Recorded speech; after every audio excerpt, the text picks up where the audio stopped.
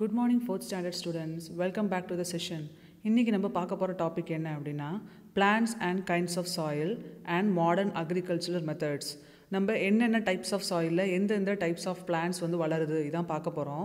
அது மட்டும் இல்லாமல் நிறைய அக்ரிகல்ச்சர் மெத்தட்ஸ் நியூவாக டெக்னாலஜி பேஸ் பண்ணி நிறைய அக்ரிகல்ச்சர் மெத்தட்ஸ் இருக்குது பார்த்தீங்களா, அதெல்லாம் என்னென்ன அப்படின்னு தான் பார்க்க போகிறோம். ரொம்ப இன்ட்ரெஸ்டிங்கான ஒரு செஷன். கண்டிப்பாக வீடியோவை எங்கேயுமே மிடில் ஸ்கிப் பண்ணாமல் ஃபுல் வீடியோ பாருங்கள். உங்களுக்கு ரொம்ப யூஸ்ஃபுல்லாக இருக்கும் as well as இன்ட்ரெஸ்டிங்காக இருக்கும். இப்போ நம்ம செஷன் ஸ்டார்ட் பண்ணலாம். நம்ம இன்றைக்கி இந்த செஷனை ஒரு மாரல் ஸ்டோரியை வச்சு தான் ஸ்டார்ட் பண்ண போகிறோம். ஸோ இந்த ஸ்டோரியோட மாரல் என்ன அப்படின்னா every cloud has a silver lining. So இந்த மீனிங்கில் உங்களுக்கு டைரக்ட் மீனிங் என்ன அப்படின்னா இதுக்கு அர்த்தம் என்ன அப்படின்னா நம்ம வந்து மேலே க்ளவுட் பார்க்குறோம் பார்த்தீங்களா, அது வந்து மோஸ்ட்லி ரெய்னி சீசனில் ரெயின் வரப்போகுது அப்படின்னா நல்லா பிளாக் கலரில் இருக்கும். ஸோ அந்த சன்லைட்டை கவர் பண்ணியிருக்கும். பட் நீங்கள் நல்லா பார்த்தீங்க அப்படின்னா இந்த பிக்சர்லேயே உங்களுக்கு தெரியுது, பின்னாடி க்ளவுட் தெரியுதா, நல்லா டார்க் பிளாக் கலர் க்ளவுட் தெரியுதா. பட் அதை சுற்றி பாருங்களேன், ஒரு வந்து இங்கேருந்து பார்க்கும்போது ஒரு சில்வர் லைனிங் மாதிரியே தெரியும். அது என்ன அப்படின்னா ஒரு அவுட்லைன் மாதிரி தெரியுதா. அது என்ன அப்படின்னா சன்னோட சன்லைட் இருக்குது பார்த்தீங்களா, அது வந்து அந்த க்ளவுடை பாஸ் பண்ண ட்ரை பண்ணும். ஸோ அப்போ அது உள்ளே பாஸ் பண்ண முடியாமல் அந்த கார்னர்ஸ்லலாம் அந்த லைட் நம்மளுக்கு அப்படியே தெரியும், சில்வர் லைனிங் தெரியும். ஸோ இதுக்கு என்ன அர்த்தம் அப்படின்னா நம்ம வந்து என்ன தான் ப்ராப்ளம் ஃபேஸ் பண்ணாலும் கண்டிப்பாக அதுக்கு ஒரு மீனிங் இருக்கும். அதுலேருந்து நம்ம ஒரு லெசன் லேர்ன் பண்ணிப்போம். அதுக்கடுத்து நம்மளுக்கு ஒரு சக்ஸஸ் இருக்கும். ஒரு ஃபெயிலியர் இருந்துச்சு அப்படின்னா கண்டிப்பாக அதுக்கடுத்து நம்மளுக்கு அதுலேருந்து லேர்ன் பண்ணி நம்ம திரும்பவும் அதை ட்ரை பண்ணும்போது அதில் சக்ஸஸ் கண்டிப்பாக கிடைக்கும்.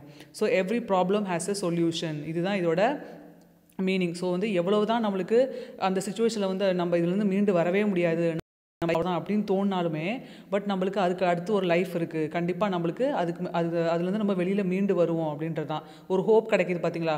எல்லா சுச்சுவேஷன் நம்மளுக்கு ஒரு நம்பிக்கை கிடைக்கிது, இல்லை நம்மலேருந்து வெளியில் வருவோம், நம்ம கண்டிப்பாக சக்ஸஸ் ஆகும் அப்படின்னு சொல்லி அந்த கிடைக்கிற ஒரு ஹோப், ஒரு கான்ஃபிடன்ஸ் இருக்குது பார்த்தீங்களா. அதுதான் இதில் இந்த க்ளவுடில் ஓரமாக தெரியுது அந்த சில்வர் லைனிங். இதுதான் இந்த ஃப்ரேஸோட ஒரு மீனிங். ஸோ இப்போ நம்ம ஸ்டோரி பார்க்கலாமா. இந்த ஸ்டோரி வந்து ஒரு பாயோட ஸ்டோரி. அந்த பாய் பேர் என்ன அப்படின்னா தீபக். இந்த தீபக்கு என்ன ஆயிடுது அப்படின்னா இந்த பாய் வந்து ஒரு காலேஜ் ஸ்டூடெண்ட். ஸோ இந்த பாய்க்கு என்ன ஆயிடுது அப்படின்னா ஒரு ரோடு ஆக்சிடென்ட் ஆயிடுது. ஸோ அந்த ரோடு ஆக்சிடெண்ட்டில் அவனுக்கு காலில் நல்லா இன்ஜரி ஆயிடுது, நல்லா அடிபட்டு அவனால் நடக்க முடியாது அப்படின்னு டாக்டர் சொல்லிடுறாங்க. ஸோ அதுக்கு வந்து நிறைய ஆப்ரேஷன்ஸ்லாம் பண்ணணும், நிறைய சர்ஜரிஸ் பண்ணணும். ஒரு 2 monthsக்கு அப்புறம் தான் அவங்களால வாக் பண்ண ஸ்டார்ட் பண்ண முடியும். ஸோ அது வரைக்கும் அவங்க வந்து ரெஸ்ட்டில் தான் இருக்கும், வாக் பண்ண முடியாது. அப்படின்றப்ப இந்த தீபக் வந்து ரொம்ப மனசு உடஞ்சி போய் ரொம்ப அப்செட் ஆகி ஐயோ நம்மளுக்கு வந்து வாக் பண்ண முடியலையே, நம்ம இப்போ என்ன பண்ண முடியும், நம்மளால் வந்து எதுவும் படிக்க முடியாது, ஒர்க் பண்ண முடியாது, எதுவுமே பண்ண முடியாமல் போயிடுமே, நம்ம லைஃபே அவ்வளோதான் முடிஞ்சிருச்சு அப்படின்னு சொல்லி ரொம்ப ஃபீல் பண்ணுறாரு. அது மட்டும் இல்லாமல் நம்ம ஸ்டார்டிங்கில் வந்து ஆப்ரேஷன் பண்ணி கொஞ்ச நாளைக்கு வந்து நம்ம வீல் சேர்லாம் போகணும், நம்ம எப்படி வீல் சேரில் போவோம், நம்ம லைஃபே முடிஞ்சு போச்சு, இனிமேல் நம்மளுக்கு எதுவுமே இல்லைன்னு சொல்லி ரொம்ப அப்செட் ஆகி ரொம்ப சோர்ந்து போயிருக்கிறாரு. அப்போ வந்து இவர் யார்கிட்டையுமே பேசாமல், அங்கே உள்ள டாக்டர், நர்சஸ், ஈவன் அவங்க பேரண்ட்ஸ், ஃப்ரெண்ட்ஸ் யார்கிட்டையுமே பேசாமல் அப்படியே தனியாகவே அந்த ரூம்லேயே இருக்கிறார், ஹாஸ்பிட்டல் ரூமில். அப்போ அவங்க பேரண்ட்ஸ் ரொம்ப வந்து அப்செட் ஆகிறாங்க, ஃபீல் பண்ணுறாங்க. என்ன பண்ணுறது, நம்ம வந்து பையன் இப்படி ஆகிட்டாங்களே, அவங்கள எப்படியாவது என்கரேஜ் பண்ணணும், மறுபடியும் வந்து லைஃப்பை வந்து அவங்க வாழணும், அவங்க திரும்பி வந்து இந்த வேர்ல்டுக்கு வரணும் அப்படின்னு சொல்லி என்ன பண்ணுறதுன்னு அவங்களுக்கு ரொம்ப புரியல. அப்செட்டாக இருக்கிற அந்த மூட்லேருந்து வெளியில் வரணும்னு சொல்லி நிறைய ட்ரை பண்ணுறாங்க. ஃப்ரெண்ட்ஸை கூட்டிகிட்டு வராங்க, நிறைய பேர் கூட்டி வந்து அட்வைஸ் பண்ணுறாங்க. பட் வந்து அது அவர் எதையுமே அவர் கேட்கல, அவரால் வந்து அது கேட்க முடியல, அவரால் வந்து அந்த சுச்சுவேஷன்லேருந்து மீண்டு வர முடியல. அப்போ என்ன ஆகுது அப்படின்னா இவரோட கிளாஸ் மேம் ஒருத்தங்க, அவங்க பேர் வந்து மிஸ்ஸஸ் ராஜம் அப்படின்னு, அவங்க இவரை பார்க்க வராங்க ஹாஸ்பிட்டலில். அப்போ பார்க்க வந்தப்புறம் நீ வந்து இங்கே தானே இருக்க, உனக்கு வந்து ரொம்ப போர் அடிக்கும், தனியாக இருக்கில்ல, அப்போ நீ என்ன பண்ணுற அப்படின்னா இந்தா அப்படின்னு சொல்லி ஒரு செஸ் போர்டு வாங்கி தர்றாங்க. வாங்கி கொடுத்து இது நீ வந்து விளாண்ட அப்படின்னா நல்லா இன்ட்ரெஸ்டிங்காக இருக்கும், உனக்கு போர் அடிக்காது, கொஞ்சம் உனக்கு டைம் பாஸ் ஆகிற மாதிரி இருக்கும் அப்படின்னு சொல்லி அவங்க ஒரு கேம் அவர் கூட வந்து உட்காந்து விளாட்றாங்க. அவரும் அதை விளாட்றாரு. ஒரு கேம் விளாண்ட அப்புறம் அவருக்கு கொஞ்சம் இன்ட்ரெஸ்டிங்காக இருக்க மாதிரி தோணுது. என்னன்னே தெரியல, அவருக்கு இன்ட்ரெஸ்டிங்காக இருக்குது, இன்னொரு கேம் விளாடணும் அப்படின்னு அவருக்கு தோணுது. அப்போ அவர் என்ன பண்ணுறாரு, அந்த கேம் விளாடும் போது அங்கே பக்கத்தில் உள்ளவங்க எல்லாத்தையும் விளாட்றாரு. அங்கே உள்ள நர்சஸ் இல்லை யாராவது ஃப்ரெண்ட்ஸ் எல்லாம் வராங்க, அவங்க பேரண்ட்ஸ் கூட. ஸோ அது விளாண்டுக்கிட்டே இருக்காரு, ஏன்னா அவர் ஹாஸ்பிட்டலில் சும்மா தானே இருக்காரு. ஸோ அவர் என்ன பண்ணுறாருன்னா அவரோட ஃபுல் கான்சன்ட்ரேஷன் அந்த செஸ் கேம்லேயே அவர் வந்து செலுத்துறாரு. எப்போவுமே அந்த செஸ் கேம் விளாண்டுக்கிட்டே இருக்காரு, அதை வந்து நிறைய டெக்னிக்ஸ்லாம் லேர்ன் பண்ணுறாரு. ஸோ இது மாதிரியே என்ன பண்ணுறாருன்னா அவர் ஹாஸ்பிட்டல் இருந்துட்டு வீட்டுக்கு டிஸ்சார்ஜ் ஆகியும் அவர் அந்த செஸ்லேயே ஃபுல்லாக கான்சன்ட்ரேட் பண்ணுறாரு. அவர் ரொம்ப இன்ட்ரெஸ்ட் வந்துருச்சு. கான்சன்ட்ரேட் பண்ணி ஒரு 6 months நல்லா ப்ராக்டிஸ் பண்ணுறாரு. ப்ராக்டிஸ் பண்ணி என்ன ஆகுது அப்படின்னா அவர் வந்து ஸ்டேட் சாம்பியன்ஷிப் அந்த இடத்துக்கு போகிறாரு. செஸ்ஸில் வந்து ஸ்டேட் சாம்பியன்ஷிப் போகிறாரு. அங்கே போய் பார்ட்டிசிபேட் பண்ணி அவர் 2nd ப்ரைஸ் வின் பண்ணுறாரு. அப்போ பாருங்கள், அவர் எவ்வளோ சோர்ந்து போய் என்னால் எதுவுமே முடியாது, என் லைஃப் முடிஞ்சு போச்சுன்னு நினச்சார்ல, பட் அது மாதிரி ஆகலை. அதுக்கு மேலேயும் அவர் அதுலேருந்து மீண்டு வந்தார், அவருக்கு சக்ஸஸ் கிடக்கு. அது மட்டும் இல்லாமல் அவர் ஸ்டேட் சாம்பியன்ஷிப்பில் செகண்ட் வந்தார். as well as நேஷ்னல் சாம்பியன்ஷிப்பில் நம்ம ஸ்டேட்டை வந்து அவர் ரெப்ரசன்ட் பண்ணுறதுக்காக அவர் செலக்ட் பண்ணியிருந்தாங்க. அப்போ வந்து நேஷ்னல் சாம்பியன்ஷிப்பில் வந்து ஒவ்வொரு ஸ்டேட்லேருந்து ஒரு ஆள் போவாங்க. அங்கே வந்து அவங்க கேம் வந்து அவங்க வந்து ப்ளே பண்ணணும். இது என்ன, இவரை வந்து நம்ம ஸ்டேட்லேருந்து, நம்ம தமிழ்நாட்டிலேருந்து ஸ்டேட்லேருந்து இவரை வந்து செலக்ட் பண்ணி நேஷ்னல் சாம்பியன்ஷிப்க்கு நீ போன்னு சொல்லி செலக்ட் பண்ணி அனுப்பியிருக்காங்க. ஸோ அவருக்கு எவ்வளோ ஒரு ப்ரௌடான ஒரு மொமெண்ட் பார்த்தீங்களா, எவ்வளோ பெருமையான விஷயம். அவருக்கு வந்து கால் நடக்க வரல அப்படின்னாலும் வந்து இப்போ தான் சரியாயிட்டு இருக்கு, கொஞ்சம் கொஞ்சமாக நடக்க வரல அப்படின்னாலுமே வந்து அவருக்கு ஒரு டேலண்ட் இருக்குது. இப்போ அவர் வந்து லைஃப்பில் வந்து ஒரு விஷயத்தை அவர் ப்ரூவ் பண்ணி காமிச்சிருக்காரு, சக்ஸஸ் கிடச்சிருக்கு அவருக்கு.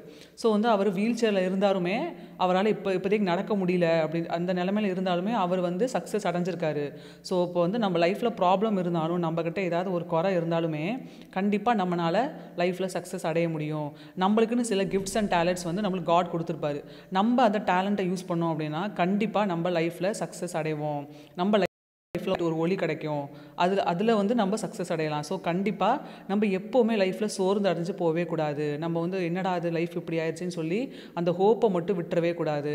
அந்த ஹோப், அந்த கான்ஃபிடன்ஸ் இருந்தால் தான் நம்மளால் லைஃப்பில் அடுத்த ஸ்டேஜுக்கு போக முடியும், ஒரு சக்ஸஸ் லெவலில் நம்ம ரீச் பண்ண முடியும். அந்த அந்த விக்ட்ரி வந்து நம்மளால் வந்து அச்சீவ் பண்ண முடியும்.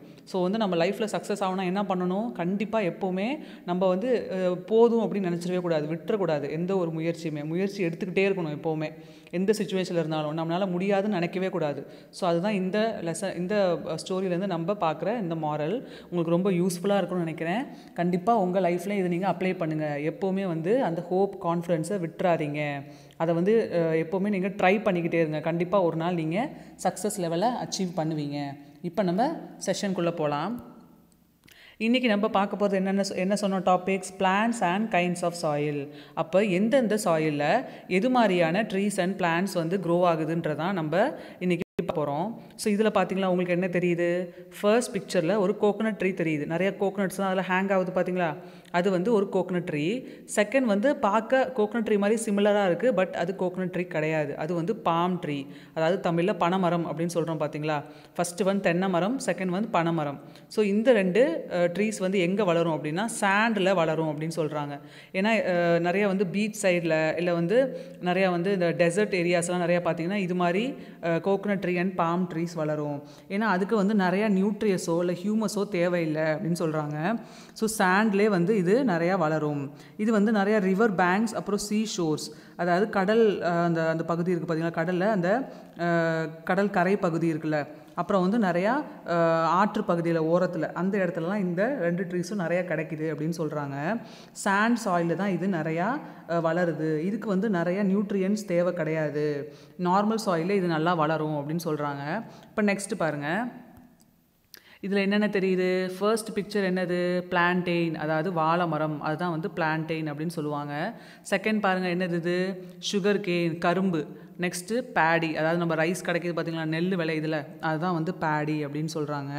ஸோ இது மூணும் வந்து எது மாதிரியான சாயிலில் வளருது அப்படின்னு லோமி சாயில் அப்படின்றாங்க. அதாவது வந்து நிறையா வந்து நியூட்ரியன்ஸ் ரிச்சாக இருக்கணும், அதில் வந்து நிறைய நியூட்ரியன்ஸ் இருந்துச்சு அப்படின்னா அது மாதிரியான சாயிலில் தான் இதெல்லாம் வளருது அப்படின்னு சொல்கிறாங்க. இது வந்து எப்படின்னா நிறைய சாயில் மிக்ஸ் ஆகிருக்கும், சாண்ட், கிளே, ஹியூமஸ், இதெல்லாமே three to 4 types of soil வந்து மிக்ஸ் ஆகி நிறைய நியூட்ரியன்ஸ் இருக்கும். ஸோ ஒவ்வொரு சாயிலுக்கும் ஒவ்வொரு நியூட்ரியன்ஸ் இருக்கும்ல. ஸோ அந்த 3-4 சாயில் மிக்ஸ் ஆகும்போது அப்போ 3-4 நியூட்ரியன்ஸ் மிக்ஸ் ஆகிருக்கும் அதில். ஸோ அந்த அளவுக்கு நல்ல ரிச் நியூட்ரியன்ஸ் கண்டென்ட் இருந்தால் தான் இந்த 3 டைப்ஸ் ஆஃப் பிளான்ஸ் வந்து வளரும் அப்படின்னு சொல்கிறாங்க. இந்த பிளான்டெயின், டர்மரிக், சுகர் கேன், பேடி இதெல்லாம் வந்து இது மாதிரி சாயிலில் தான் நிறையா வளருது. அது மட்டும் இல்லாமல் இந்த அலுவியல் சாயில் அப்படின்னு சொல்லுவாங்க. டெல்டா ரீஜியன், அதாவது வந்து ஆறு ஓடுது பார்த்தீங்களா, அந்த பகுதியில் அந்த ஏரியாஸில் வந்து டெல்டா ரீஜியன்ஸ் அப்படின்னு சொல்லுவாங்க. அங்கே உள்ள அந்த மண் இருக்குது பார்த்தீங்களா, அதான் அலுவியல் சாயில் அப்படின்னு சொல்லுவாங்க. ஸோ இது மாதிரி சாயில்ஸ்லையும் இந்த 3 டைப்ஸ் ஆஃப் இந்த பிளான்ஸ் தான் வளருது. பிளான்டெயின், சுகர் கேன், பேடி இதெல்லாம் வந்து நல்லா வளருது அப்படின்னு சொல்கிறாங்க. நெக்ஸ்ட்டு வந்து ரெட் சாயில் அப்படின்னு ஒரு சாயில் இருக்குது. அந்த சாயிலை பார்த்தீங்கன்னா நல்லா வந்து ரெட் கலரில் இருக்கும். அந்த சாயிலில் என்னென்ன வளருது அப்படின்னா இங்கே பார்த்தீங்களா, பல்சஸ், மில்லட்ஸ், கிரெயின், அதாவது வந்து தானிய வகைகள், பருப்பு வகைகள் அப்படின்னு இல்லை. ஸோ இதெல்லாம் வந்து இந்த பிக்சரில் பார்த்தாவே உங்களுக்கு கிளியராக தெரியுது, எல்லா தானியங்களும் எல்லா பருப்பு வகைகளும் இருக்குது. ஸோ இது எல்லாமே வந்து இந்த ரெட் சாயில தான் நிறையா வளருது, அந்த சாயில் இருக்க நியூட்ரியன்ஸால் தான் இது வளருது அப்படின்னு சொல்கிறாங்க. இப்போ நம்ம நெக்ஸ்ட்டு பார்க்கலாமா. நெக்ஸ்ட்டு என்னது அப்படின்னா இங்கே பார்த்தீங்களா கிளேயி டைப் ஆஃப் சாயில் அப்படின்னு சொல்லுவாங்களே, அதாவது வந்து களிமண் டைப் அந்த மாதிரி சாயில் இருக்குது பார்த்தீங்களா, அதுலேயும் சில டைப்ஸ் ஆஃப் ரிச் நியூட்ரியன்ட்ஸ் இருக்கும். ஸோ அது மாதிரி சாயிலில் நிறையா வந்து மில்லட்ஸ், கிராம்ஸ், பல்சஸ் அதுவும் வளருது. அது மட்டும் இல்லாமல் அப்படின்னா வெஜிடபிள்ஸ் என்னென்ன வளருது அப்படின்னா இந்த 3 டைப்ஸ் ஆஃப் வெஜிடபிள்ஸ் அந்த கிளேயி சாயிலில் வளருது. ஃபஸ்ட்டு ஒன் பாருங்கள் என்னது, டொமேட்டோ. Next one chilli. அதுக்கு அடுத்து என்னது, பிரிஞ்சால். ஸோ இந்த 3 டைப்ஸ் ஆஃப் வெஜிடபிள்ஸ் தான் இந்த கிளேயி சாயிலில் வளருது. அது மட்டும் இல்லாமல் paddy, plantain, turmeric, sugar cane இதுவும் இது மாதிரி ஏரியாஸில் வளருது. அப்புறம் எல்லா types of pulses and grains, millets எல்லாமே இந்த கிளேயி சாயிலில் வளருது. இப்போ நம்ம நெக்ஸ்ட்டு பார்க்கலாம். இப்போ நம்ம பார்க்க போகிறது அட்வான்ஸ்ட் அக்ரிகல்ச்சரல் மெத்தட்ஸ், அதாவது டெக்னாலஜி பேஸ் பண்ண நிறையா இப்போ நியூவாக நிறையா வந்து அக்ரிகல்ச்சர் பண்ணுறதுக்கு மாடர்ன் டெக்னாலஜிலாம் யூஸ் பண்ணி மெத்தட்ஸ் பண்ணுறாங்கல்ல. ஸோ அதெல்லாம் என்னென்ன தான் பார்க்க போகிறோம். நம்ம ஃபர்ஸ்ட் பார்க்குறது ஃபர்டிலைசர்ஸ், அதாவது வந்து இந்த நியூட்ரியன்ஸ் வந்து கொடுக்குறதுக்கு வந்து நேச்சுரல் ஃபர்டிலைசர்ஸ் இருக்குது, as well as artificial fertilisers இருக்குது, உரம் அப்படின்னு சொல்கிறாங்கல்ல. ஸோ அதுதான் வந்து ஃபர்டிலைசர்ஸ். அது நம்ம கெமிக்கல் மிக்ஸ் பண்ணி நம்ம யூஸ் பண்ணலாம், நேச்சுரலாகவும் யூஸ் பண்ணலாம். நீங்கள் ஃபர்ஸ்ட் பிக்சரில் பார்க்குறது வந்து கெமிக்கல் ஃபர்டிலைசர், செகண்ட் பிக்சரில் பார்க்குறது நேச்சுரல் ஃபர்டிலைசர். ஸோ வந்து நம்ம ரெண்டுமே எது வேணாலும் நம்ம யூஸ் பண்ணிக்கலாம். பட் வந்து நம்ம நேச்சுரல் ஃபர்டிலைசர் யூஸ் பண்ணால் தான் அந்த சாயிலோட ஃபர்டிலிட்டி ரொம்ப லாங் லைஃபாக ரொம்ப நாளைக்கு நல்லா இருக்கும் அந்த சாயில். பட் வந்து நம்ம இந்த கெமிக்கல் ஃபர்டிலைசர் யூஸ் பண்ணோம் அப்படின்னா கொஞ்ச நாள்லேயே அந்த சாயிலோட ஃபர்டிலிட்டி போயிடும். அந்த சாயில் வந்து நம்ம வந்து எதுவுமே விளைய வைக்க முடியாது, அந்த லெவலுக்கு போயிடும் கெமிக்கல் ரொம்ப மிக்ஸ் பண்ணோம் அப்படின்னா. ஸோ அதுதான் நம்ம இங்கே பார்க்க போகிறோம். இந்த ஃபர்டிலைசரில் என்னென்ன இருக்கும் அப்படின்னா நிறையா வந்து இந்த பொட்டாசியம், நைட்ரோஜன் இதெல்லாம் இருக்கும். நிறைய மோஸ்ட்லி இந்த பேடி இருக்குல்ல, அந்த ரைஸ் கல்டிவேஷன் பண்ணுறாங்க பார்த்தீங்களா, அந்த சாயிலில் வந்து நிறையா நைட்ரோஜன் தேவைப்படும் அப்படின்னு சொல்லிட்டு அவங்க வந்து நைட்ரோஜன் ஃபர்டிலைசர் ஆட் பண்ணுறாங்க. அது சுகர் கேனுக்கும் இந்த நைட்ரோஜன் ரொம்ப தேவைப்படும். அப்புறம் வந்து இந்த பிரிஞ்சால், சில்லிஸ்லாம் இருக்குது பார்த்தீங்களா, அதுக்கு வந்து ஃபாஸ்பேட்ஸ், பொட்டாசியம் அப்படின்னு சொல்லுவாங்க. இந்த 2 கெமிக்கல் ரொம்ப தேவைப்படுது. அதனால் வந்து இந்த 2 கெமிக்கலை வந்து ரொம்ப அதிகமாக யூஸ் பண்ணுறாங்க.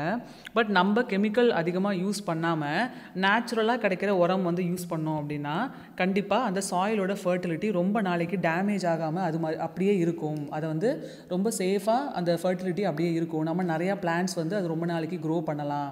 அதனால் நம்ம கண்டிப்பாக ஆர்கானிக் மென்யூர் தான் நம்ம யூஸ் பண்ணணும். இப்போ நெக்ஸ்ட் பார்க்கலாமா. இது பாருங்கள், இது வந்து என்ன ரொட்டேட் பண்ணுற மாதிரி ஒரு சிம்பிள் காமிச்சிருக்காங்களா. ஸோ அதுக்கு பேர் தான் க்ராப் ரொட்டேஷன். வேறு க்ராப்ஸ் உங்களுக்கு தெரியுதா, கீழே வந்து ஒரு செடி தெரியுது, ஒரு பிளான்ட் தெரியுது, இந்த பக்கம் ஒரு பேடி கிரெயின் தெரியுது, மேலே ஒரு ஃப்ளவர் பிளான்ட் தெரியுது. ஸோ எப்போவுமே நம்ம ஒரு லேண்டில் வந்து ஒரு ஏரியா ஆஃப் லேண்டில் வந்து ஒரே க்ராப்பை யூஸ் பண்ணக்கூடாது. நம்ம வேறு க்ராப்பை யூஸ் பண்ணோம், மாற்றி யூஸ் பண்ணோம் அப்படின்னா இப்போ ஒரு சாயிலில் ஒரு 4-5 டைப்ஸ் ஆஃப் நியூட்ரியன்ட்ஸ் இருக்கும். நம்ம ஃபர்ஸ்ட்டு ஒரு க்ராப் போடும்போது அந்த க்ராப் வந்து ஒரு பர்டிகுலர் நியூட்ரியன்ஸாக அப்சார்ப் பண்ணும். ஸோ அதை அப்சார்ப் பண்ண அப்புறமா மீதி ஒரு 5 டைப்ஸ் டோட்டலாக இருக்குதுன்னா 1 அப்சார்ப் பண்ணால் மீதி எவ்வளோ இருக்கும், 4 டைப்ஸ் ஆஃப் நியூட்ரியன்ட்ஸ் இருக்கா. அப்போ நம்ம நெக்ஸ்ட் டைம் வேறு ஒரு க்ராப், அந்த க்ராப் வேறு டைப் ஆஃப் நியூட்ரியன்ஸ் அப்சார்ப் பண்ணும். ஸோ வந்து ஃபஸ்ட்டு ஒன் ரீட்டைன் ஆயிரும். ஃபஸ்ட்டு ஒன் இருந்தது வந்து இப்போ நிறைய ஃபுல்லாயிரும். செகண்ட் க்ராப் வரும்போது வேறு ஒரு நியூட்ரியன்ஸை அப்சார்ப் பண்ணும். ஸோ அதனால தான் நம்ம ஒரே க்ராப்பை யூஸ் பண்ணாமல் மாற்றி போட்டோம் அப்படின்னா அந்த சாயிலில் இருக்க நியூட்ரியன்ஸ் வந்து நிறையா சேவ் ஆகும். சப்போஸ் 1 நியூட்ரியன் மட்டும் தான் அப்சார்ப் பண்ணுது அப்படின்னா மீதி இருக்க நியூட்ரியன்ஸ் எல்லாம் அந்த சாயிலில் அப்படியே இருக்கும். எப்போவுமே வந்து நம்ம ஒரே க்ராப்பை போடக்கூடாது. ஒரு இயர் ஃபுல்லாகவே ஒரு ஃபீல்டில் பேடி மட்டும் போடுறது, இல்லை ராகி மட்டும், இல்லை ஏதாவது கேபேஜ், வெஜிடபிள் மட்டும் அப்படி போட்டோம் அப்படின்னா அந்த சாயில் வந்து ரொம்ப ஃபாஸ்ட்டாக வந்து அந்த நியூட்ரியன்ஸ் எல்லாம் இழந்துரும். அதனால் எப்போவுமே நம்ம க்ராப்பை சேஞ்ச் பண்ணிக்கிட்டே இருக்கணும். இப்போ ஒரு சாயிலில் நம்ம பேடி போடுறோம் அப்படின்னா அந்த சாயில் இருக்க நைட்ரேட்ஸ் எல்லாம் அதை அப்சார்ப் பண்ணிக்கும். அப்போ சாயிலில் நைட்ரேட்ஸ் வந்து குறைஞ்சிரும். ஏன்னா வந்து பேடி அப்சார்ப் பண்ணிக்கிறதுல அப்போ அந்த சாயிலில் நைட்ரேட்ஸ் குறைஞ்சிரும். அப்போ நம்ம அதை மாற்றணும். உடனே நம்ம என்ன பண்ணலாம், பிளான்டெயின் போடலாம், இல்லை ஏதாவது வந்து க்ரீன் லீஃபி வெஜிடபிள்ஸ். பிளான்டெயின்னா என்னது, வாழைமரம் போடலாம், இல்லை ஏதாவது க்ரீன் லீஃபி வெஜிடபிள்ஸ், கீரை வகைகள் அதெல்லாம் நம்ம போட்டோம் அப்படின்னா அந்த நைட்ரேட்ஸ் மறுபடியும் அங்கே திருப்பி வந்து சேவ் ஆயிரும். ஸோ இது மாதிரி நம்ம மாற்றிக்கிட்டே இருக்கணும். நம்ம பெஸ்ட்டு பிளான் என்ன இந்த க்ராப் ரொட்டேஷனில் அப்படின்னா ஃபஸ்ட்டு வந்து நம்ம ஒரு இயர் ஸ்டார்டிங்கில் காட்டன் போடலாம். காட்டன் க்ரோ ஆன அப்புறம் அதில் கிரவுண்ட் நட்ஸ், அதாவது வேர்க்கடலை அப்படின்னு சொல்கிறோம்ல, ஸோ அந்த கிரவுண்ட் நட்ஸ் போடலாம். அதுக்கப்புறம் நம்ம சோளம், கார்ன் இருக்குது பார்த்தீங்களா, அந்த சோளம் போடலாம். ஸோ இது மாதிரி நம்ம ரொட்டேட் பண்ணிக்கிட்டே இருந்தோம் அப்படின்னா அந்த சாயிலோட நியூட்ரியன்ஸ் வந்து அது அப்படியே இருக்கும், ரிச்சாகவே இருக்கும். இந்த வந்து காட்டன் நம்ம க்ரோ பண்ணோம் அப்படின்னா அது வந்து ஒரு டைப் ஆஃப் நியூட்ரியன்ஸ் மட்டும் எடுக்கும். அதுக்கப்புறம் நம்ம கிரவுண்ட் நட்ஸ் போட்டோன்னா அது நைட்ரேட்ஸ் எடுக்கும். அதுக்கப்புறம் வந்து சோளம் போட போகிறோன்னா அந்த டாப் சாயில் வந்து நல்லா நியூட்ரியன்ஸ் ஃபுல்லாக ரிச் ஆயிரும். ஸோ இது மாதிரி நம்ம ரொட்டேட் பண்ணிக்கிட்டே இருந்தோம் அப்படின்னா அந்த சாயிலோட ஃபர்டிலிட்டி ஸ்பாயில் ஆகாமல் அப்படியே இருக்கும். இது வந்து ஒரு மாடர்ன் டெக்னிக்ஸ். இப்போ பாருங்கள் என்ன பண்ணுறாங்க, இது வந்து இரிகேஷன் அப்படின்னு சொல்லுவாங்க இங்கிலீஷில். தமிழில் என்ன சொல்லுவாங்க, தண்ணி பாய்ச்சுறது அப்படின்னு சொல்கிறாங்கல்ல. ஸோ வந்து நம்ம எப்போவுமே ஒரு பிளான்ட் க்ரோ ஆகணும், ஒரு ட்ரீ க்ரோ ஆகணும்னா நம்மளுக்கு அதுக்கு தண்ணி தேவையில்ல. சன்லைட் அண்ட் தண்ணி அண்ட் நியூட்ரியன்ஸ் இது 3 தேவை. ஸோ வாட்டர் வந்து ரொம்ப இம்பார்ட்டன்ட். கண்டிப்பாக நம்ம அந்த இரிகேஷன் பண்ணும்போது, நம்ம வந்து அந்த ஃபார்மிங் பண்ணும்போது கண்டிப்பாக நம்ம வாட்டர் அதுக்கு கொடுக்கணும். இரிகேஷன் ரொம்ப இம்பார்ட்டண்ட். இது எப்போ பண்ணணும் அப்படின்னா பார்த்தீங்களா, அது போட்ட உடனே கொஞ்ச நாளில் நம்ம இந்த தண்ணி கொடுத்தோம் அப்படின்னா அது அந்த ஜெர்மினேட் ஆகி அதுலேருந்து அதை முளைச்சி வரும்னு சொல்லுவாங்களே, சீட்லேருந்து அந்த செடி வந்து முளைச்சி வரும்.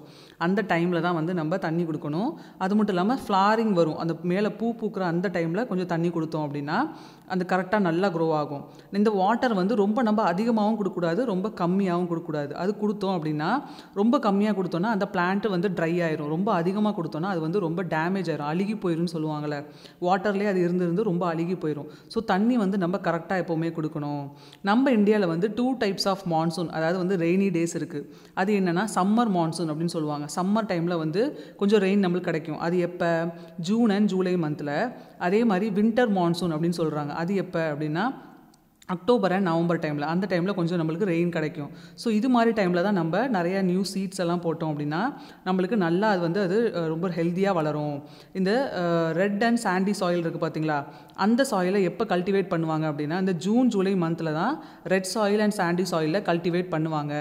அப்புறம் பிளாக் சாயிலில் வந்து அக்டோபர் அண்ட் நவம்பர் மந்தில் தான் வந்து கல்டிவேட் பண்ணுவாங்க. ஸோ வந்து மந்த் பேஸ் பண்ணியும் இந்த சாயிலில் வந்து நம்ம டிஃப்ரெண்ட் டைப்ஸ் ஆஃப் பிளான்ட்ஸை வந்து கல்டிவேட் பண்ணலாம். இப்போ நம்ம நெக்ஸ்ட் பார்க்கலாமா. இதில் உங்களுக்கு என்ன தெரியுது, சீட்ஸ் இதெல்லாமே வந்து டிஃப்ரெண்ட் டைப்ஸ் ஆஃப் சீட்ஸ். நம்ம போடுற விதையும் வந்து ரொம்ப குவாலிட்டியாக ரொம்ப ஹெல்த்தியான விதையாக போட்டோம் அப்படின்னா கண்டிப்பாக அந்த பிளான்ட்டும் நல்லா ஹெல்த்தியாக வளரும்.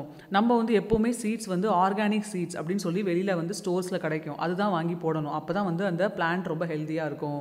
கெமிக்கல் மிக்ஸ் பண்ண சீட்ஸ் இல்லை வந்து ஹைப்ரிட் அப்படின்னு சொல்லுவாங்க, 2-3 சீட்ஸோட ஜீனை வந்து மிக்ஸ் பண்ணி அதை வந்து யூஸ் பண்ணுவாங்க. அதெல்லாம் போட்டோம் அப்படின்னா அந்த ஃபுட்டு வந்து ஹெல்த்தியான ஃபுட்டாக இருக்காது. நம்ம அதை எடுத்துக்கிட்டோம் அப்படின்னா நம்மளுக்கு அது ஹெல்த்தி. ஸோ கண்டிப்பாக நம்ம ஆர்கானிக் சீட்ஸ், நல்ல குவாலிட்டியான சீட்ஸ் எடுத்து யூஸ் பண்ணோம் அப்படின்னா அந்த பிளான்ட்டும் நல்லா குவாலிட்டியாக வரும். அது மட்டும் இல்லாமல் நம்ம ஸ்டேட்டில் இருக்க அக்ரிகல்ச்சர் டிபார்ட்மெண்ட் வந்து நிறைய ஃபார்மர்ஸ்க்கு இது மாதிரி நல்ல குவாலிட்டியான சீட்ஸ் எல்லாம் ப்ரொவைட் பண்ணுறாங்க. அதை நம்ம யூஸ் பண்ணிக்கிட்டால் நம்ம வந்து நல்லா ஹெல்த்தியான பிளான்ட்ஸ் எல்லாம் நம்ம க்ரோ பண்ணலாம். இப்போ நம்ம நெக்ஸ்ட்டு பார்க்குறது என்னது, பூச்சிக்கொல்லி மருந்து அப்படின்னு சொல்லுவோம்ல, இன்செக்டிசைட்ஸ் இல்லை பெஸ்டிசைட்ஸ் அப்படின்னு சொல்லுவோம்.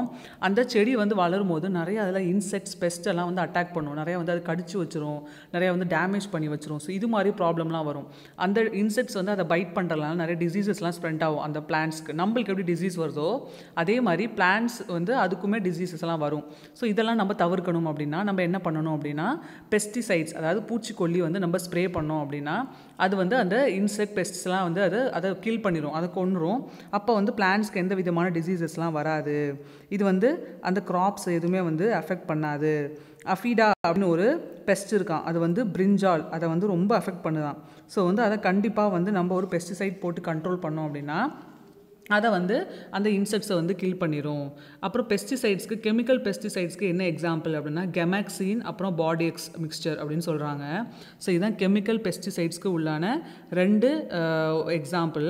இது மட்டும் இல்லாமல் நம்ம கிராப்ஸ் எல்லாம் இருக்குது பார்த்தீங்களா, அதில் ஃபங்கஸ் டிசீஸ் அப்படின்னு சில டிசீசஸ்லாம் ஸ்ப்ரெட் ஆகும். அது மட்டும் இல்லாமல் சுகர் கேனில் வந்து ரெட் கலரில் அப்படியே வந்து அது டேமேஜ் ஆகி வரும், அப்படியே ரெட் கலராக ஃபார்ம் ஆயிரும். ஸோ அது அப்புறம் வந்து சோளமில் வந்து நிறையா வந்து இது மாதிரி டேமேஜஸ் ஆகும். அப்புறம் வந்து வாழை மரத்தில் பார்த்தீங்கன்னா ஃபங்கல் டிசீஸ் அப்படின்னு வரும். அது வந்து மேலே பார்த்தீங்கன்னா ஒரு மாதிரி ப்ரௌனிஷாக அப்படியே டேமேஜ் ஆகி ஃபார்ம் ஆகிட்டு வரும். ஸோ இது மாதிரி டிசீசஸ் டேமேஜஸ்லாம் நிறையா பிளான்ட்ஸுக்கு வரும். அதை வந்து நம்ம தவிர்க்கணும் அப்படின்னா கண்டிப்பாக இந்த பெஸ்டிசைட்ஸை நம்ம ஸ்ப்ரே பண்ணோம் அப்படின்னா இது வந்து நம்ம அந்த பிளான்ட்ஸ் அண்ட் க்ராப்ஸை வந்து நம்ம சேவ் பண்ணலாம். அதை வந்து நம்மளுக்கு அந்த ஈல்டு கிடைக்கும். ஸோ இப்போ நம்ம கெமிக்கல் பெஸ்டிசைட்ஸ் யூஸ் பண்ணலாமா? இல்லை, பண்ணக்கூடாது. ஏன்னா அந்த கெமிக்கல் பெஸ்டிசைட்ஸ் என்ன ஆகும் அப்படின்னா அதை நம்ம ஸ்ப்ரே பண்ணும்போது பிளான்ட்ஸ் மேலே தானே நம்ம ஸ்ப்ரே பண்ணுறோம். அது பண்ணும்போது அது கொஞ்சம் அந்த பிளான்ட்டும் அப்சார்ப் பண்ணிடும். அந்த இன்செக்ட்ஸ் பெஸ்ட் மட்டும் இல்லாமல் அந்த பிளான்ட்ஸும் கொஞ்சம் அதை அப்சார்ப் பண்ணிடும். அதில் தானே நம்ம ஃபுட் ஐட்டம் கிடைக்குது. அப்போ அந்த ஃபுட் ஐட்டம்லேயும் அது ஸ்ப்ரெட் ஆயிரும். அந்த ஃபுட் ஐட்டம் நம்ம சாப்பிட்டா அந்த கெமிக்கல் நம்ம பாடிக்குள்ளேயும் போயிடும், நம்மளுக்கு அதை அஃபெக்ட் பண்ணும். அதனால் கண்டிப்பாக நம்ம இது மாதிரி கெமிக்கல் பெஸ்டிசைட்ஸ் யூஸ் பண்ணக்கூடாது. அப்போ நம்ம என்ன பண்ணலாம் அப்படின்னா நிறையா ஆர்கானிக் பெஸ்டிசைட்ஸ் அப்படின்னு இருக்கும். அதாவது வந்து நேச்சுரல் பெஸ்டிசைட்ஸ், கெமிக்கல் எல்லாம் மிக்ஸ் பண்ணாமல் நம்மளால் வீட்டில் இருக்க பொருளை வச்சே நேச்சுரலாக பெஸ்டிசைட்ஸ் க்ரியேட் பண்ண முடியும். அதுதான் இன்றைக்கி நம்ம பார்க்க போகிற ஜிகே இன்ஃபர்மேஷன், நேச்சுரல் பெஸ்டிசைட்ஸ். இதில் நீங்கள் நிறைய பிக்சர்ஸ் எல்லாம் பார்க்க முடியுது. அதெல்லாம் நேச்சுரலான பொருள்கள், நம்ம கிச்சன்லேயே கிடைக்கிற பொருள்கள். இதெல்லாம் நம்ம யூஸ் பண்ணி பெஸ்டிசைட்ஸ் க்ரியேட் பண்ணலாம். ஃபஸ்ட்டு ஒன் பாருங்கள், க்ளோவ்ஸ், அதாவது கிராம்பு அப்படின்னு சொல்கிறோம்ல அது. அதுக்கடுத்து யூக்கலிப்டஸ் தைலம். நம்ம வந்து யூக்கலிப்டஸ் தைலம் சொல்கிறோம் பார்த்தீங்களா, அது வந்து இந்த லீவ்ஸ்லேருந்து. ஸோ இதை நம்ம யூஸ் பண்ணலாம். அதுக்கு அடுத்து பாருங்கள் ஆரஞ்சு, நம்ம ஆரஞ்சு ஃப்ரூட் இருக்குது பார்த்தீங்களா, அதை யூஸ் பண்ணலாம். அப்புறம் சினமன், நம்ம வந்து கிச்சனில் அம்மா பிரியாணிக்கெலாம் போடுறாங்களா பட்டைன்னு சொல்லுவாங்க, அதான் சினமன். அப்புறம் வந்து பே லீவ்ஸ், இது வந்து பிரியாணி இலை அப்படின்னு சொல்லுவாங்க. அதுக்கடுத்து பேக்கிங் சோடா, நிறையா வந்து இந்த பரோட்டா பண்ணுறதுக்கு, நிறையா வந்து இந்த ஸ்பாஞ்சு ப்ரெட்டு பண்ணுறதுக்கு, கேக் பண்ணுறதுக்குலாம் இந்த பேக்கிங் சோடா யூஸ் பண்ணுவாங்க. அதுக்கடுத்து பாருங்கள் நீம் லீவ்ஸ், வேப்பலை அப்படின்னு சொல்கிறோம்ல, ஸோ அதுதான். அதுக்கடுத்து பாருங்கள் பெப்பர், இது ஒரு விதமான சில்லி பெப்பர். ஸோ இதெல்லாமே நம்ம வந்து நேச்சுரல் பெஸ்டிசைட்ஸாக நம்ம யூஸ் பண்ணோம் அப்படின்னா கண்டிப்பாக அந்த பிளான்ட்ஸ்லேயும் ட்ரீஸ்லேயும் அந்த இன்செக்ட்ஸ் பெஸ்ட்ஸ் எல்லாம், அந்த பூச்சிகள்லாம் இருக்காது. இதை வந்து நம்ம பூச்சிக்கொல்லியாக யூஸ் பண்ணலாம். அதுக்கு நம்ம சில எக்ஸாம்பிள்ஸ் பார்க்கலாமா? நம்ம கிச்சனில் இருக்க ஐட்டம்ஸை யூஸ் பண்ணியே நம்ம எப்படி பூச்சிக்கொல்லி வந்து ரெடி பண்ணுறது, அதை எப்படி நம்ம யூஸ் பண்ணுறதுன்னு பார்க்கலாம். ஃபஸ்ட்டு டைப் என்ன அப்படின்னா நீம் லீஃப், அதாவது இந்த வேப்பலை இருக்குது பார்த்தீங்களா, அதை எடுத்துக்கணும். அதை எடுத்துகிட்டு கொஞ்சம் சோப்பை வந்து வாட்டரில் அப்படியே மிக்ஸ் பண்ணோன்னா அந்த சோப் வாட்டர் வரும்ல, அதை எடுத்துக்கணும். அது வாட்டர் கொஞ்சம் இதை மிக்ஸ் பண்ணிட்டோம் அப்படின்னா மிக்ஸ் பண்ணி ஒரு பாட்டிலில் வச்சு நம்ம இதை ஸ்ப்ரே பண்ணி யூஸ் பண்ணலாம். இது வந்து அந்த 22 டேஸ்க்கு நம்ம அதை ஸ்ப்ரே பண்ணோம் அப்படின்னா, டெய்லி லைட்டாக ஸ்ப்ரே பண்ணோம் அப்படின்னா அதில் இருக்க அந்த இன்செக்ட்ஸ் அப்புறம் பெஸ்ட் எல்லாமே வந்து அது வந்து கில் பண்ணிடும், செத்துரும். அப்போ வந்து நம்ம பிளான்ட்ஸை வந்து நம்ம சேவ் பண்ணிக்கலாம். இது வந்து ரொம்ப நேச்சுரலான ஒரு பெஸ்டிசைட்ஸ். நெக்ஸ்ட்டு பாருங்கள் சால்ட் ஸ்ப்ரே. சால்ட் ஸ்ப்ரே எப்படி பண்ணுறதுனா, நார்மலாக சால்ட்டை வந்து வாட்டரில் மிக்ஸ் பண்ணி ஒரு பாட்டிலில் நம்ம அதை போர் பண்ணி வச்சுக்கிட்டு எவ்ரி வீக்கில் ஒன் டைம் வந்து நம்ம அதை ஸ்ப்ரே பண்ணோம் அப்படின்னா அது வந்து அந்த இன்செக்ட்ஸ் அப்புறம் அந்த அதில் இருக்க பெஸ்ட் எல்லாமே வந்து அது டேமேஜ் பண்ணிடும். நம்ம பிளான்ட் வந்து ரொம்ப சேஃபாக இருக்கும். இதை வந்து நம்ம ரூட்லேயும் ஸ்ப்ரே பண்ணலாம், ஏன்னா நேச்சுரல் தானே, சால்ட் ஸ்ப்ரே தான். ஸோ நம்ம ரூட்லேயும் இதை ஸ்ப்ரே பண்ணலாம். இது வந்து என்ன வேறு ஒரு இதுக்கு ஹெல்ப் பண்ணுது, என்ன அப்படின்னா இந்த சால்ட் சொல்யூஷன் நம்ம ஸ்ப்ரே பண்ணோம் அப்படின்னா அந்த பிளான்ட் வந்து கீழே சாயிலில் இருக்க நியூட்ரியன்ஸை வந்து ஈஸியாக அப்சார்ப் பண்ணுமா, அதை வந்து இன்னும் ட்ரிகர் பண்ணுமா, இன்னும் வந்து ஃபாஸ்ட்டாக அப்சார்ப் பண்ணுறதுக்கு இது ஹெல்ப் பண்ணுது அப்படின்னு சொல்கிறாங்க. நெக்ஸ்ட் என்னது அப்படின்னா ஆனியன் அண்ட் கார்லிக் ஸ்ப்ரே. நம்ம வீட்டில் இருக்க ஆனியன் அண்ட் கார்லிக், கார்லிக்னா பூண்டு, ஆனியன் வந்து வெங்காயம் இருக்குல்ல, இது ரெண்டையும் வந்து நம்ம கட் பண்ணி வாட்டரில் கொஞ்சம் நேரம் சோக் பண்ணிட்டோம், ஊற வச்சிட்டோம் அப்படின்னா அது ஒரு 1 or 2 hour ஊற வச்சிட்டோன்னா அதுக்கப்புறம் நம்ம லைட்டாக பெப்பர் ஆட் பண்ணி சோப் வாட்டர் ஆட் பண்ணிவிட்டு இந்த ஸ்ப்ரேவை நம்ம வந்து பூச்சிக்கொல்லியாக யூஸ் பண்ணலாம், இன்செக்டிசைட்ஸாக யூஸ் பண்ணலாம். ரொம்ப ஒரு எஃபிஷியண்ட்டாக இருக்கும். நெக்ஸ்ட் என்னென்னா யூக்கலிப்டஸ் ஆயில். இங்கே இந்த இலையை பார்த்தோம் பார்த்தீங்களா, செகண்ட் பிக்சர் யூக்கலிப்டஸ். அதில் வந்து ஒரு ஆயில் கிடைக்கும். இல்லை அந்த லீவ்ஸை கூட நம்ம யூஸ் பண்ணலாம், இல்லை அந்த ஆயிலை யூஸ் பண்ணலாம். அதை வந்து ஒரு ஸ்ப்ரே பாட்டிலில் போட்டு நம்ம ரெகுலராக லைட்டாக ஸ்ப்ரே பண்ணிகிட்டே வந்தோன்னா அதுவும் வந்து இன்செக்ட்ஸ் எல்லாம் வந்து கொன்றும், கில் பண்ணிடும். நெக்ஸ்ட்டு வந்து கிறிசாந்தமம் ஃப்ளவர். இது வந்து ஒரு டைப் ஆஃப் ஃப்ளவர்ஸ். இது வந்து சாமந்தி பூ அப்படின்னு சொல்லுவாங்கள்ல, நிறையா வந்து டெம்பிள்ஸ் எல்லாம் வச்சுருப்பாங்க, எல்லோ கலரில் இருக்கும். ஸோ வந்து அந்த ஃப்ளவரை வந்து அதில் வந்து பைரத்ரம் அப்படின்னு சொல்லி ஒரு இது இருக்கான், ஒரு பவர் மாதிரி இருக்கான். ஸோ வந்து ஒரு ஆயில், ஒரு செக்ரீஷன் அதுக்குள்ளே இருக்குது. அது என்ன பண்ணும் அப்படின்னா இந்த இன்செக்ட்ஸ் எல்லாம் இருக்குது பார்த்தீங்களா, அந்த பூச்சிகளோட நர்வஸ் சிஸ்டம் இது டேமேஜ் பண்ணிடுமா. அப்போ என்ன ஆகும், அது டேமேஜ் ஆயிடுச்சுன்னா அது ஆட்டோமேட்டிக்கலி என்ன ஆயிரும், அது வந்து செத்து போயிடும்ல. ஸோ அது வந்து அந்த பிளான்ட்ஸை வந்து எதுவுமே பண்ணாது, அதை அஃபெக்ட் பண்ண முடியாது. இது நம்ம எப்படி க்ரியேட் பண்ணணும் அப்படின்னா இந்த கிறிசாந்தமம் அந்த ஃப்ளவர் இருக்குது பார்த்தீங்களா, அதை நம்ம ட்ரை பண்ணி அதை வந்து வாட்டரில் வந்து ஒரு 20 minutesக்கு போட்டு பாயில் பண்ணோம் அப்படின்னா பாயில் பண்ணிவிட்டு அதை கூலாக விட்டுறணும். அப்புறம் அதை ஸ்ட்ரெயின் பண்ணி ஃபில்டர் பண்ணி அந்த ஃப்ளார்ஸை தனியாக எடுத்துடணும். அந்த வாட்டர் இருக்கும் பார்த்தீங்களா, அந்த வாட்டரை வந்து ஒரு பாட்டிலில் போர் பண்ணி வச்சிட்டோன்னா அது ஒரு 2 மந்த்ஸ் வரைக்கும் அப்படியே இருக்கும். நம்ம ஸ்டோர் பண்ணி வச்சுக்கலாம் 2 மந்த்ஸ் வரைக்கும். அதை அப்படியே ஸ்ப்ரே பண்ணலாம். இல்லைனா நம்மளுக்கு எக்ஸ்ட்ராவாக நீம் ஆயிலை லைட்டாக ஆட் பண்ணி அந்த ஸ்ப்ரேயை வந்து நம்ம ஸ்ப்ரே பண்ணி விட்டோம் அப்படின்னா கண்டிப்பாக நம்ம பிளான்ட்ஸ் அண்ட் ட்ரீஸில் இருக்க அந்த இன்செக்ட்ஸ் எல்லாமே செத்துரும். நம்ம பிளான்ட்ஸ் வந்து ரொம்ப சேஃபாக இருக்கும். ஸோ இது மாதிரியான நேச்சுரல் மெத்தட்ஸை நம்ம யூஸ் பண்ணணும். ஆர்டிஃபிஷியலாக நம்ம மேட் இல்லை கெமிக்கல் மிக்ஸ் பண்ணி இருக்க அந்த இன்செக்டிசைட்ஸை யூஸ் பண்ணோம், பெஸ்டிசைட்ஸை யூஸ் பண்ணோம்னா நிறையா நம்ம பிளான்ட்ஸ் அண்ட் ட்ரீஸ் டேமேஜ் பண்ணுறதுக்கு சான்சஸ் இருக்குது. ஸோ இது கண்டிப்பாக உங்களுக்கு ஒரு யூஸ்ஃபுல்லான இன்ஃபர்மேஷனாக இருக்கும் நம்புகிறேன். இது கண்டிப்பாக வீட்டில் நீங்கள் ட்ரை பண்ணலாம். வீட்டில் இருக்க பொருளை வச்சு நீங்கள் வீட்டில் இப்போ ஒரு சின்ன கார்டன் அது மாதிரி ஏதாவது வைக்கிறீங்க, கிச்சன் கார்டன் இல்லை டெரஸ் ஃபார்மிங்லாம் பண்ணுறீங்க அப்படின்னா வந்து நீங்கள் கண்டிப்பாக வந்து இதை வந்து யூஸ் பண்ணலாம். இது ரொம்ப யூஸ்ஃபுல்லாக இருக்கும்னு நான் நம்புகிறேன். ரொம்ப இன்ட்ரெஸ்டிங்காக இருந்துச்சு இல்லையா? இதை வந்து உங்கள் ரியல் லைஃப்லேயே நீங்கள் அப்ளை பண்ணலாம். Thank you for listening students. All the best.